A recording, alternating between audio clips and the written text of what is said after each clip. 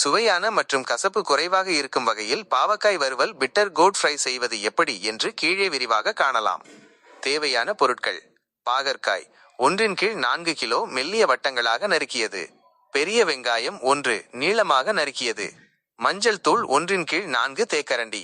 மிளகாய்த்தூள் 1 முதல் 2 வரை தேக்கரண்டி, காரத்திற்கு ஏற்ப. மல்லித்தூள் 1 தேக்கரண்டி. உப்பு தேவையான அளவு.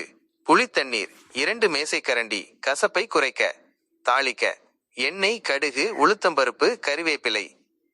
செய்முறை விளக்கம்: 1. கசப்பை குறைக்க ஒரு சிறு குறிப்பு. நறுக்கிய பாகற்காயில் சிறிது உப்பு மற்றும் புளித்தண்ணீர் அல்லது தயிர் சேர்த்து பிசைந்து 15 நிமிடங்கள் ஊற வைக்கவும். பிறகு தண்ணீரில் கழுவி பிழிந்து எடுத்தால் கசப்பு வெகுவாக குறையும். 2. தாளித்தல்: ஒரு வாணலியில் 3 முதல் 4 வரை மேசைக்கரண்டி எண்ணெய் ஊற்றி சூடாக்கவும். கடுகு, உளுத்தம் பருப்பு மற்றும் கறிவேப்பிலை சேர்த்து தாளிக்கவும். 3. வெங்காயம் வதக்கல்: நறுக்கிய வெங்காயத்தை சேர்த்து பொன்னிறமாகும் வரை வதக்கவும். 4. பாகற்காய் சேர்த்தல்: இப்போது பிழிந்து வைத்துள்ள பாகற்காயை சேர்த்து மிதமான தீயில் 5 நிமிடங்கள் வதக்கவும். காய் ஓரளவு சுருங்கி வரும்.